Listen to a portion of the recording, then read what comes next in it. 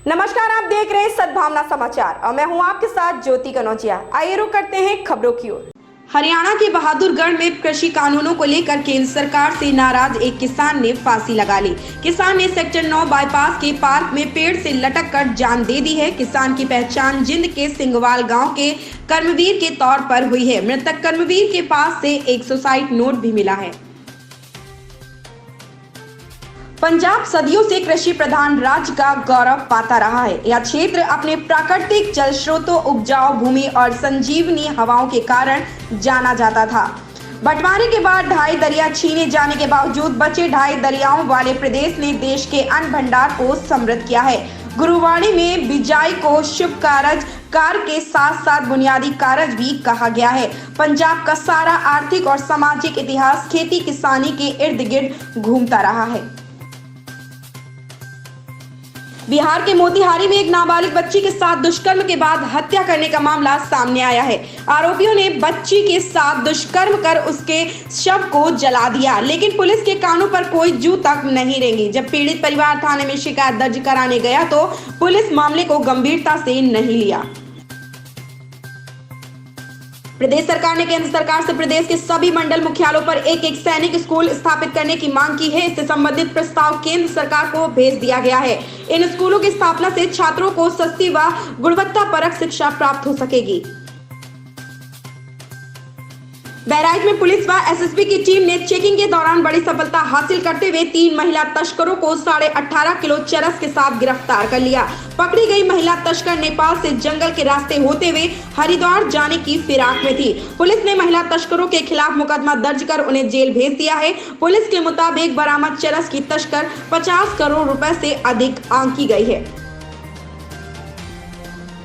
आवासीय विद्यालय की रैंकिंग में फर्जीवाड़ा करने वाले मामले में राज्य नियोजन संस्थान के 2 आईएएस अफसरों समेत 11 अधिकारियों पर जालसाजी और दस्तावेजों में हेराफेरी का केस दर्ज किया गया है। आरोपी अफसरों में आईएएस अंकित कुमार अग्रवाल और ज्ञान प्रकाश त्रिपाठी भी शामिल हैं। अंकित वर्तमान में प्रयागराज विकास प्राधिकरण में उपाध्यक्ष हैं। वहीं ज्ञान प्रकाश विशेष सचिव नियोजन है। नियोजन की मूल्यांकन अधिकारी रही महिला की शिकायत पर जांच के बाद राजधानी के महानगर थाने में यह केस दर्ज किया गया है। गणतंत्र दिवस की ट्रैक्टर परेड के दौरान दिल्ली में बवाल के बाद संयुक्त किसान मोर्चा ने बड़ा फैसला लिया है। संयुक्त किसान मोर्चा ने रोड बदलने वाले 2 संगठनों को निलंबित कर दिया है और उनके खिलाफ जांच के लिए कमेटी भी बनाई गई है। मुख्यमंत्री योगी आदित्यनाथ रविवार को 1 दिवसीय दौरे पर अयोध्या पहुंच गए हैं। सीएम योगी ने राम मंदिर की नींव खुदाई का निरीक्षण किया है। वे हनुमानगढ़ी में दर्शन पूजन कर रामकथा संग्रहालय में मीटिंग के लिए पहुंच गए हैं। सीएम योगी ने मणिराम दास छावनी महंत नेत्र गोपाल दास से मुलाकात की। महंत नेत्र गोपाल दास श्री राम जन्मभूमि तीर्थ क्षेत्र ट्रस्ट के अध्यक्ष हैं।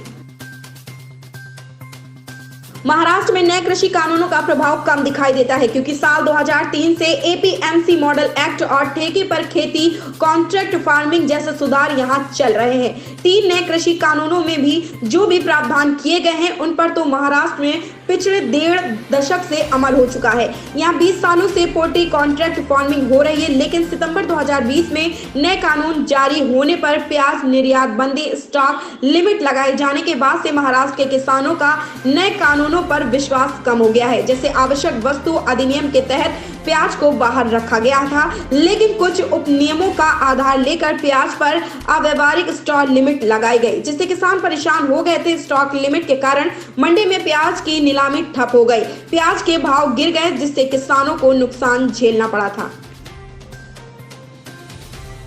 तमिलनाडु के चेन्नई से 30 जनवरी को अगवा किए गए नौसेना के 26 वर्षीय नाविक को महाराष्ट्र के पालघर जिले के जंगलों में जिंदा जला दिया गया था। बुरी तरह से झुलसे नाविक की अस्पताल में मौत हो गई।